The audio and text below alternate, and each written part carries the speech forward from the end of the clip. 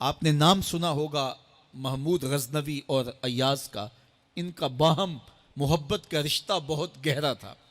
ایاز ٹوٹ کے چاہتا تھا بادشاہ کو، اب دیگر مصاحبین حسد کرتے تھے، بغض رکھتے تھے، وہ کہتے تھے یہ کوئی کیا اس میں کرشمہ اور کمال ہے کہ بادشاہ اس کو اتنا ہی چاہتا ہے۔ تو بادشاہ جب ان وزراء کا، مشیروں کا حسد حد سے بڑا ہوا دیکھا تو ایک دن سب کو اپنے دربار میں حاضر کیا۔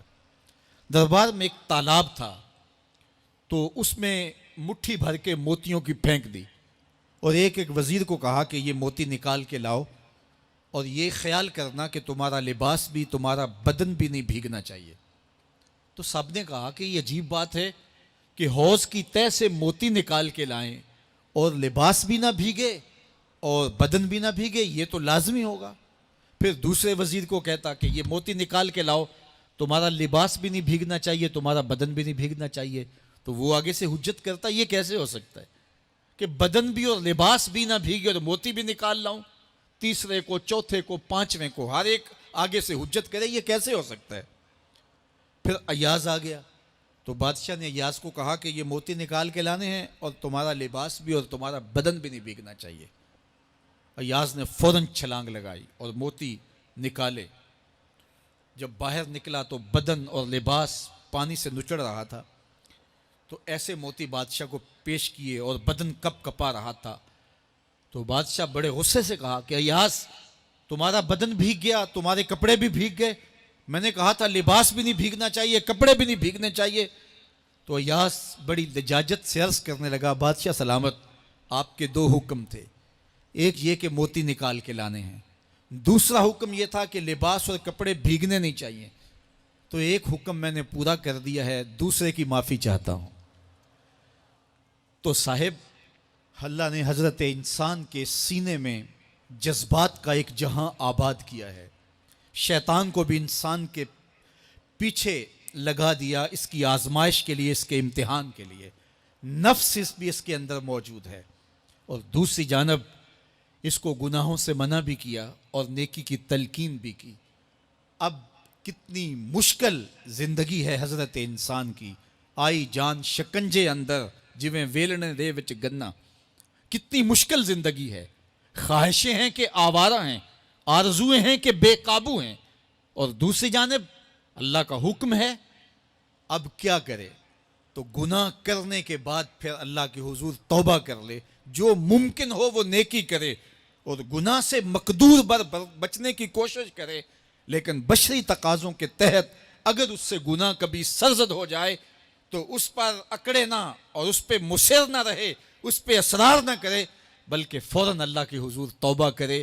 گناہ کرنے کے بعد بندہ جب توبہ کرتا ہے، التائب من الذنب کمن لا ذنب لہ، تو وہ ایسے ہوتا ہے جس طرح اس نے گناہ کیا ہوا ہی نہیں۔ بندہ 100 بار گناہ کر کے توبہ کرے، اللہ 100 بار معاف فرما دیتا۔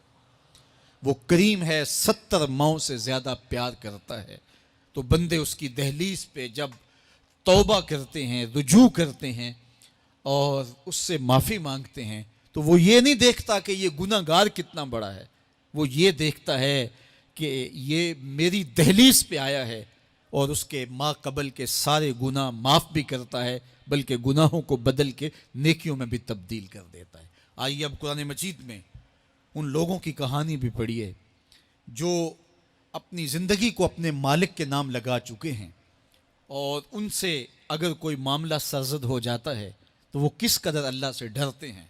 والذین یؤتون ما آتوا وقلوبہم وجلہ انہم الی ربہم راجعون، فرمایا کہ وہ لوگ جب ان سے کوئی خطا سرزد ہو جاتی ہے، کوئی گناہ ہو جاتا ہے، تو ان کے دل لرز جاتے ہیں، خوف خدا سے وہ کانپنے لگ جاتے ہیں۔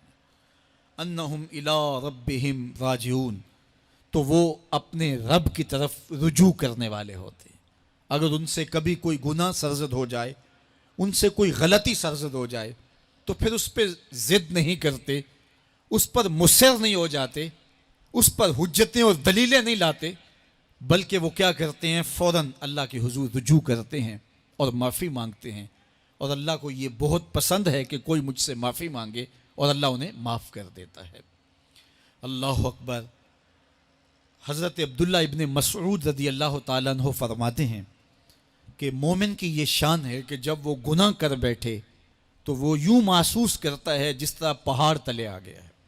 یہ اس کی کیفیت ہے کہ گناہ کرنے کے بعد، نافرمانی کرنے کے بعد اس کا دل لرز اٹھتا ہے. وَقُلُوبُهُمْ وَجِلَةٌ، ان کے دل خوف خدا سے لرزنے لگ جاتے ہیں کہ ہم سے یہ گناہ کیوں سرزد ہو گیا، یہ تو اللہ کی ناراضگی کا سبب ہے. تو حضرت عبداللہ ابن مسعود فرماتے ہیں یوں محسوس کرتے ہیں جس طرح پہاڑ تلے آ گیا ہے اور پہاڑ ابھی گر جائے گا اور انہیں کچل دے گا. تو وہ جلدی جلدی تلافی کرتے ہیں، توبہ کرتے ہیں، رجوع اللہ کرتے ہیں تاکہ ہمارا گناہ معاف ہو جائے. اور منافق کی مثال بھی بیان کی گئی. جب وہ گناہ کرتا ہے تو یوں محسوس کرتا ہے جیسے بدن پہ مکھی بیٹھی تھی، ہلکے اشارے سے اڑا دی. سویر سے لے کر شام تک کتنی بار ہم اپنے بدن پہ بیٹھی مکھیاں اڑا دیتے ہیں اور ہمیں شام کو یاد بھی نہیں ہوتا کہ یہ عمل ہم نے کتنی بار کیا ہے. میں اور آپ اپنے اندر اتر کر کے دیکھ سکتے ہیں ہماری کیفیت باطن کیا ہے. نمازیں چھوڑی، جھوٹ بولا، غیبت کی، چغلی کی، کسی کا دل دکھایا، کسی کو تکلیف دی، گالی گلوچ کیا، سب و شتم کیا، سویر سے شام تک کیا کیا گناہ کیے. کبھی خیال بھٹکے، کبھی سوچیں آوارہ ہوئیں، کبھی نگاہوں نے بدکاریاں کی، کبھی زبان نے جرم کیے، اور شام کو ہمیں یاد بھی نہیں ہوتا کہ آج ہم نے کیا کیا جرائم کیے، آج ہم نے کیا کیا گناہ کیے. اگر ہماری یہ کیفیت ہے تو یہ عملی نفاق ہے کہ بدن پہ مکھی بیٹھی اور اڑا دی. اور اگر ہماری کیفیت یہ ہے کہ گناہ کے بعد یہ محسوس ہوتا ہے کہ ہم پہاڑ تلے آ گئے ہیں اور اللہ کی ناراضگی ہم نے مول لے لی ہے اور جلدی جلدی توبہ کر کے رجوع کرنے کی جانب بڑھتے ہیں، تو پھر مبارک ہو. نہیں تو مجھے اور آپ کو اپنا محاسبہ کرنا چاہیے. ہمارے دلوں پر زنگ چڑھ گئے ہیں اور ہماری کیفیت یہ ہو گئی ہے کہ گناہ کرنے کے بعد بھی ہم ڈٹے رہتے ہیں. جبکہ زندگی اصحاب رسول کی دیکھیے ان سے بھی کبھی کوئی خطا سرزد ہو جاتی تو وہ فوراً اس گناہ کی تلافی کے لیے حضور کی بارگاہ میں حاضر ہو جاتے. حضرت ابو لبابہ رضی اللہ تعالیٰ عنہ نے اپنے آپ کو مسجد نبوی کے ستون کے ساتھ بندھوا دیا اور کہا کہ جب تک میری معافی نہیں ہوگی تب تک اپنے آپ کو کھلواؤں گا نہیں. اور پھر جب ان کی بخشش کا اعلان ہوا تو پھر حضور کے ہاتھوں سے اپنے آپ کو انہوں نے کھلوایا. ایک خاتون حضور کی خدمت میں حاضر ہوئی اور عرض کی یا رسول اللہ صلی اللہ علیہ وسلم، مجھ سے بدکاری سرزد ہو گئی ہے اور میرے پیٹ میں بچہ ہے اور میں چاہتی ہوں کہ آخرت کی سزا کی بجائے دنیا کے اوپر اس کی سزا مجھے دے دی جائے تاکہ میں پاک ہو جاؤں اور صاف ہو جاؤں، کیونکہ آخرت کی سزائیں بہت سخت ہیں. اللہ کے محبوب علیہ السلام نے جبریل امین سے ایک دن پوچھا تھا مجھے جہنم کے عذابوں کا ذکر سناؤ.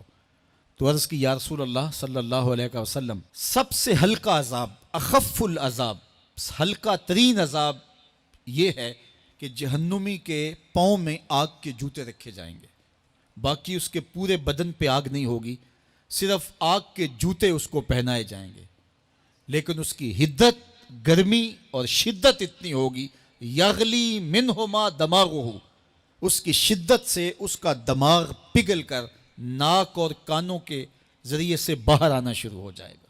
یہ سب سے ہلکے عذاب کی کیفیت ہے. اور جو عذاب سخت ہیں الیاذ باللہ، اللہ تعالیٰ قرآن مجید میں فرماتا ہے ثم لا یموت فیہا ولا یحیا، اس بڑے عذاب کا ذکر کیا جو جہنمیوں کو دیا جائے گا. فرمایا اس عذاب کی کیفیت یہ ہوگی بندہ نہ جیے گا نہ مرے گا. جیے گا اس لیے نہیں کہ آگے اور پیچھے، دائیں اور بائیں آگ ہی آگ ہوگی، تو اس آگ میں جینا کو جینا تو نہیں ہوگا.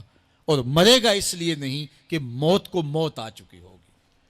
جنت میں جنتیوں کو ایک ہی ڈر اور خدشہ ہوگا کہیں موت نہ آ جائے، اور جہنمیوں کو ایک ہی امید ہوگی کہیں موت آ جائے اور جان چھوٹ جائے. اللہ تعالیٰ مینڈے کی شکل میں موت کو لائے گا اور موت کو ذبح کیا جائے گا. جنتی جنت سے اور جہنمی جہنم سے دیکھ رہے ہوں گے.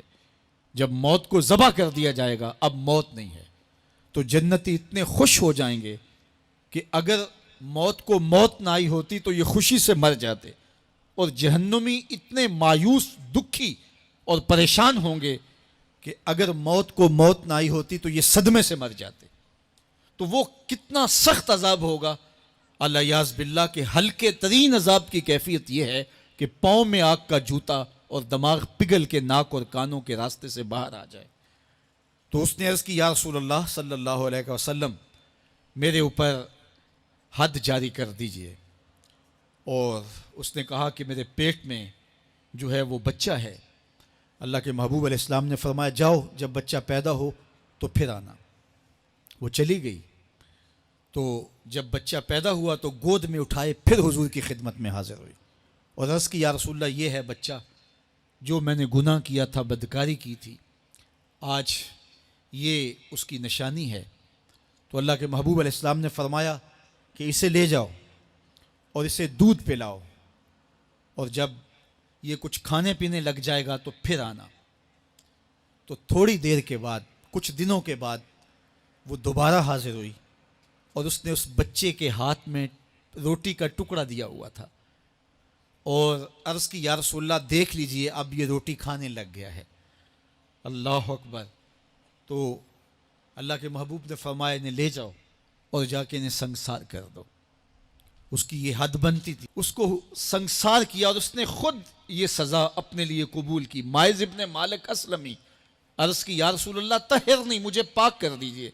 میرے حضور نے فرمایا جاؤ اللہ سے معافی مانگو۔ وہ گئے اور معافی مانگی، بے چینی اتنی تھی، پھر آ گئے اور عرض کی طہرنی یا رسول اللہ، حضور مجھے پاک کر دیجئے۔ فرمایا جاؤ اللہ سے معافی مانگو۔ وہ گئے، معافی مانگی، پھر پلٹ آئے، تیسری مرتبہ، چوتھی مرتبہ۔ آقا کریم نے فرمایا فیما اطہرک، تمہیں کہا اللہ سے معافی مانگو، کریم ہے معاف کر دے گا، تم پھر پلٹ آتے ہو، تمہیں کس جرم سے پاک کروں؟ قال من الزنا، عرض کی مجھ سے بدکاری ہو گئی ہے اور میں چاہتا ہوں کہ دنیا پر فارغ ہو جاؤں۔ حضور نے فرمایا کہ اس کا توازن عقلی تو ٹھیک ہے۔ عرض کی حضور صحیح الحواس ہے۔ کہا کہ یہ نشے میں تو نہیں کہہ رہا، کسی نے اٹھ کے منہ سونگا، کہا حضور ایسی بات بھی نہیں ہے۔ فرمایا تم سوچ لو کیا کہہ رہے ہو؟ کہا حضور جو میں کہہ رہا ہوں وہ سچ کہہ رہا ہوں، مجھ سے گناہ سرزد ہو گیا اور میں چاہتا ہوں کہ دنیا پر ہی فارغ ہو جاؤں۔ اللہ کے محبوب علیہ السلام نے فرمایا کہ انہیں سنگسار کر دو۔ مائز ابن مالک اسلمی کو سنگسار کر دیا گیا۔ جب ان کا جنازہ اٹھا تو حضور بھی جنازے کے جلوس میں تھے۔ کسی کی زبان سے نکلا لو مائز نے گناہ کیا تھا، بس یہ بات سننے کی دیر تھی، اللہ کے محبوب کے چہرے پہ جلال آ گیا۔ فرمایا خبردار اگر کسی نے میرے مائز پہ بات کی، میرے مائز نے ایسی سچی توبہ کی ہے اگر روئے زمین کے تمام مسلمانوں میں بانٹ دی جائے لکفاہم، سب کی مغفرت ہو جائے، کہ انہوں نے اپنے آپ کو خود پیش کیا ہے۔ اب مائز ابن مالک کا جنازہ اللہ کے رسول نے خود پڑھایا، بلکہ مسلم کتاب الحدود میں ہے کہ ان کے جنازے کے دوسرے دن یا تیسرے دن حضور ان کے ہاں تشریف لے گئے، اور جب آقا گئے وہم جلوسن، تو لوگ وہاں بیٹھے ہوئے تھے، تو میرے آقا نے فرمایا استغفروا لمائز، مائز کے لیے بخشش اور مغفرت کی دعا کرو۔ تو یہ بات ذہن نشین کیجئے کہ یہ وہ لوگ تھے کہ جن سے کبھی کوئی گناہ سرزد ہو جاتا تو وہ جلد توبہ کرتے، اور اس کی بڑی سے بڑی حد اور سزا بھی ہوتی تو وہ بھی کاٹنے کے لیے تیار ہو جاتے۔ میں اور آپ دیکھیں کہ ہماری زندگی میں اگر گناہ ہیں اور ہمیں سچی توبہ کی توفیق بھی نصیب نہیں ہے تو پھر ہم سوچ لیں کہ ہم کہاں کھڑے ہیں۔ دیکھیے اللہ دلوں کے بھید جانتا ہے۔ سچی توبہ یہ ہے کہ جو کیے پر ندامت ہو اور آئندہ نہ کرنے کا عزم مصمم ہو، پکا ارادہ ہو کہ یہ گناہ زندگی میں دوبارہ نہیں کروں گا۔ الگ بات ہے کہ پھر دوبارہ اس سے سرزد ہو جائے، لیکن جب وہ توبہ کر رہا ہو تو اس وقت اس کا پختہ عزم ہو اور اس کے دل کے کسی گوشے میں نہ ہو کہ چلو میں توبہ کر لیتا ہوں اور پھر ہو گیا تو پھر کر لوں گا۔ پکا عزم ہو کہ دوبارہ یہ گناہ نہیں کروں گا۔ اور اگر زبان سے توبہ توبہ کر رہا ہو اور دل میں ہو کہ ٹھیک ہے یہ تو صبح بھی مجھ سے عمل بد سرزد ہونا ہے، تو اللہ تعالیٰ سے یہ مذاق کرنے والی بات ہے، اور اللہ تعالیٰ سے جو مذاق کرتا ہے وہ کہاں کھڑا ہے وہ خود سوچ لے۔ وہ کیا کسی نے کہا تھا کہ توبہ کی پھر توبہ کی، پھر توبہ کر کے توڑ دی، میری اس توبہ پہ توبہ توبہ توبہ کر اٹھی۔ تو ایسی توبہ نہیں ہے کہ جو رسماً کسی مجلس میں چلے گئے، کسی اجتماع میں چلے گئے تو سب لوگوں نے توبہ توبہ کی تو وہ بھی توبہ توبہ کرتا رہا، لیکن اس کا عزم مصمم پختہ ارادہ نہیں تھا گناہوں کو چھوڑنے کا، تو یہ توبہ نہیں، یہ مذاق ہے۔ اس لیے اللہ کے حضور سچی توبہ یہ ہے کہ ما قبل کے گناہوں سے ندامت پیدا ہو جائے اور سچے دل سے ارادہ کیا جائے، پختہ عزم کیا جائے کہ دوبارہ میں یہ گناہ نہیں کروں گا۔ یہ الگ بات ہے کچھ عرصے بعد اس سے پھر سرزد ہو جائے، پھر وہ گناہ ہو جائے، تو پھر وہ پکی توبہ کرے، تو 100 بار بھی گناہ کرے گا، 100 بار بھی توبہ کرے گا، اللہ 100 بار قبول کرے گا۔ لیکن اندت توبہ اس کا عزم مصمم ہونا چاہیے، اس کا عزم پختہ ہونا چاہیے۔ محض لفظوں سے توبہ توبہ پکارنا اور دل توبہ نہ کر رہا ہو اور دل عزم مصمم نہ رکھتا ہو تو یہ توبہ نہیں ہے۔ اس لیے سچی توبہ اللہ کے حضور اپنے گناہوں کی پیش کرنی، یہ اہل ایمان کا طریقہ ہے۔